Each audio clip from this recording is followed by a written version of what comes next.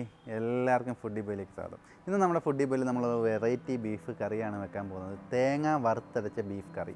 നല്ല ടേസ്റ്റി ആയിട്ടുള്ളൊരു ഡിഷാണ്. അതെങ്ങനെയാണ് ഉണ്ടാക്കുന്നതെന്ന് നോക്കാം. അതോടൊപ്പം തന്നെ നമ്മുടെ ചാനൽ ഇതുവരെ നിങ്ങൾ സബ്സ്ക്രൈബ് ചെയ്തിട്ടില്ലേ, ദയവായി സബ്സ്ക്രൈബ് ചെയ്യുക. എല്ലാവർക്കും ഷെയർ ചെയ്ത് കൊടുക്കുക, നമ്മളെ മാക്സിമം സപ്പോർട്ട് ചെയ്യുക. അപ്പോൾ നമ്മുടെ ബീഫ് തേങ്ങ വറുത്തരച്ച് എങ്ങനെയാണ് കറി വെക്കുന്നതെന്ന് നോക്കാം. അപ്പോൾ നമ്മുടെ വറുത്തരച്ച ബീഫ് കറിക്ക് വേണ്ടിയിട്ട് 1/2 കിലോ ബീഫ് ഞാൻ എടുത്തിട്ടുണ്ട്. നല്ലോണം കഴുകി വൃത്തിയാക്കിയതാണ്. അപ്പോൾ നമുക്ക് ആദ്യമേ നമ്മുടെ ബീഫ് ഒന്ന് കുക്കറിലിട്ട് വേവിച്ചെടുക്കണം. നമുക്ക് ഈ ബീഫ് കുക്കറിനകത്ത് ഇട്ട് കൊടുക്കാം. ഇനി 1 ടീസ്പൂൺ ഉപ്പ് ചേർത്ത് കൊടുക്കാം. ഇനി നമുക്ക് 1/2 ടീസ്പൂൺ മഞ്ഞൾപ്പൊടി ചേർത്ത് കൊടുക്കാം. ഇനി അല്പം കുരുമുളക് പൊടി ചേർത്ത് കൊടുക്കാം. നമ്മൾ 1 ടീസ്പൂൺ കുരുമുളക് പൊടി എടുത്തിട്ടുണ്ട്. ഇനി 1 ടീസ്പൂൺ ഗരം മസാലയും കൂടി നമുക്ക് ചേർക്കാം. ഇനി അല്പം കറിവേപ്പിലയും കൂടി നമുക്ക് ഇതിനകത്തോട്ട് ചേർത്ത് കൊടുക്കാം. എന്നിട്ട് ഇതെല്ലാം കൂടി നന്നായിട്ടൊന്ന് മിക്സ് ചെയ്തെടുക്കണം നമുക്ക്. എന്നിട്ട് ആവശ്യത്തിന് കൈവെള്ളമായിട്ട് ഒരു ഇച്ചിരി വെള്ളം, ഇച്ചിരി മതി, ഒരുപാടൊന്നും വേണ്ട, അതിനകത്തുനിന്ന് തന്നെ ഇറങ്ങിക്കോളും. ഇനിയിപ്പോൾ നമുക്കിതൊന്ന് കുക്കറിൽ വെച്ചൊരു 50% വേവിച്ചെടുക്കാം. ഇപ്പോൾ നമുക്ക് കുക്കർ വെച്ച് കൊടുക്കാം. ഒരു 2 വിഷിൽ മതിയാവും. അപ്പോഴത്തേക്ക് നന്നായിട്ട് ഇത് കുക്കാവും.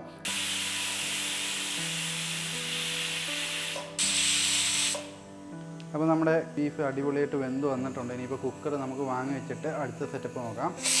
അപ്പോൾ നമ്മുടെ അരപ്പിനുള്ള തേങ്ങ വറുക്കാൻ പോവാണ്. അതിനായിട്ട് ആദ്യമേ നമുക്ക് ഉലുവയാണിത്, ഒരു 5-6 ഉലുവ എടുത്തിട്ടുണ്ട്. അത് ഇതിനകത്തോട്ട് ഇട്ട് കൊടുക്കാം. ശേഷം നമുക്ക് നമ്മുടെ തേങ്ങയാണ്, ഒരു തേങ്ങാമുറി എടുത്തിട്ടുണ്ട്, അത് ചിരികിയതാണ്, അതും കൂടി ചേർത്ത് കൊടുക്കാം.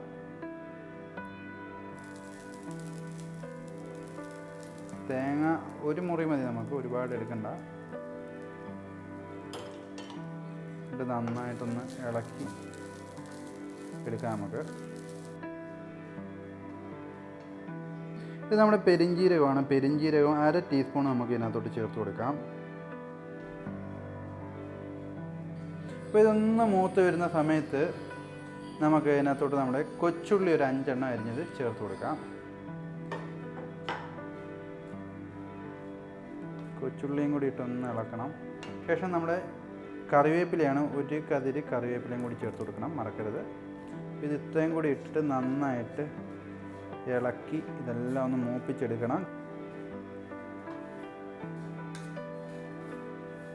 ഇപ്പോൾ നമ്മുടെ തേങ്ങ മൂത്ത് വരുവാണ്. ഈ സമയത്ത് നമുക്ക് ഇതിനകത്ത് നമ്മുടെ പൊടി ഐറ്റംസ് ഒക്കെ അപ്ലൈ ചെയ്യാനുള്ള സമയമാണ്.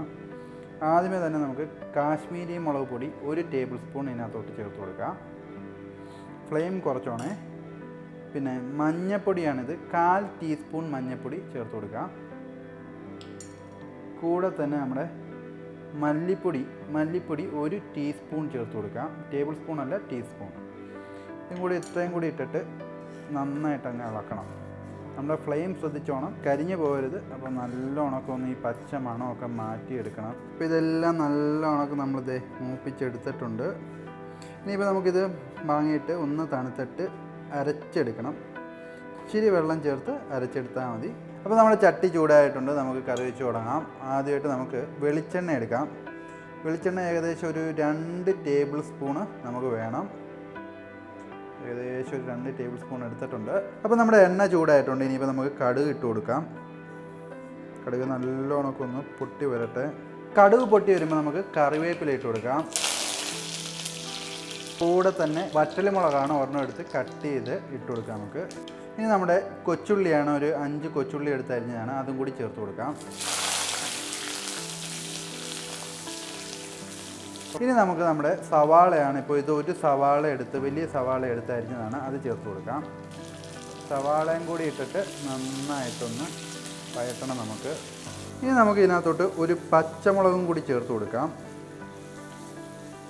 ചെറിയ പച്ചമുളക് എടുത്താൽ മതി, ഒരുപാട് എരിയായി പോവല്ലേ. ഇനി അല്പം ഉപ്പ് നമുക്ക് ചേർത്ത് കൊടുക്കാം. ഒരു 1/2 ടീസ്പൂൺ ഉപ്പ് ചേർത്ത് കൊടുത്താൽ മതി. എന്നിട്ട് നന്നായിട്ട് ഇളക്കാം നമുക്ക്. ഇപ്പോൾ നമ്മുടെ സവാളയൊക്കെ നല്ലോണക്കൊന്ന് വഴണ്ട് വരും. സവാളയൊക്കെ ഒന്ന് വഴണ്ട് വരുമ്പം നമുക്ക് ഇതിനകത്തോട്ട് ഒരു 1/2 മുറി തക്കാളി അരിഞ്ഞിട്ട് കൊടുക്കാം. 1/2 മുറി മതി, അല്ലെ ഒരുപാട് പുളിപ്പായി. ഇത് നമ്മുടെ ഇഞ്ചി പൂണ്ട് പേസ്റ്റാണ്. നമുക്ക് 1 ടീസ്പൂൺ ഇഞ്ചി പൂണ്ട് പേസ്റ്റ് അതിനകത്തോട്ട് ചേർത്ത് കൊടുക്കാം.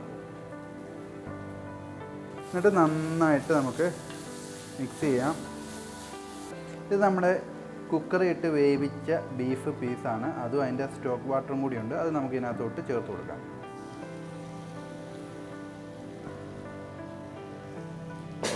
എന്നിട്ട് നന്നായിട്ട് അങ്ങോട്ട് ഇളക്കുക. ഇപ്പം നമ്മുടെ ബീഫൊക്കെ ഇട്ട് ഇളക്കിയിട്ട് നമ്മുടെ അരപ്പ് തേങ്ങ അരച്ചത് ചേർത്ത് കൊടുക്കാൻ പോവുക. നമ്മുടെ കറിയുടെ മെയിൻ ഇൻഗ്രീഡിയൻസ് ആണ്. ഇത് നല്ലോണം തണുത്തിട്ട് കുറുകിയിരിക്കുകയാണ്. നമുക്കിതൊന്ന് ഇളക്കി മിക്സ് ചെയ്തെടുക്കാം. പിന്നെ നമ്മുടെ അരപ്പ് അരച്ച ആ ജാറിനകത്ത് ഒരല്പ വെള്ളം കലക്കി നമുക്കിതിനകത്തോട്ട് ഒഴിച്ചേക്കാം. ഒരുപാട് ഒഴിക്കണമെന്നില്ല, ആ അരപ്പ് വേസ്റ്റ് ആക്കി കളയാതെ.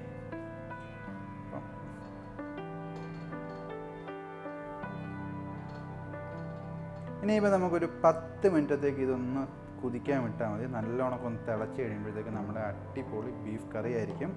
അപ്പോൾ വെയിറ്റ് ചെയ്യാം. അപ്പോൾ നമ്മുടെ കറി ഇതേ അടിപൊളിയായിട്ട് വെന്ത് വന്നിട്ടുണ്ട്. ആ എണ്ണയൊക്കെ തെളിഞ്ഞ് വന്നിട്ടുണ്ട്. ഇനിയിപ്പോൾ നമുക്കൊന്ന് കോരി ഇളക്കിയേക്കാം. അടിപൊളിയായിട്ട് വെന്ത് വന്നേക്കാണ്. നല്ല ടേസ്റ്റ് ആയിരിക്കും ഇത് കഴിക്കാനെ കൊണ്ട്. അപ്പോൾ നിങ്ങൾ മസ്റ്റായിട്ടൊന്ന് ട്രൈ ചെയ്ത് നോക്കുക. അതോടൊപ്പം തന്നെ നമ്മുടെ ചാനൽ മറക്കാതെ സബ്സ്ക്രൈബ് ചെയ്യുക. ഇനിയിപ്പോൾ അടുത്തൊരു അടിപൊളി വീഡിയോ വരുന്നിടം വരെ ബൈ ബൈ.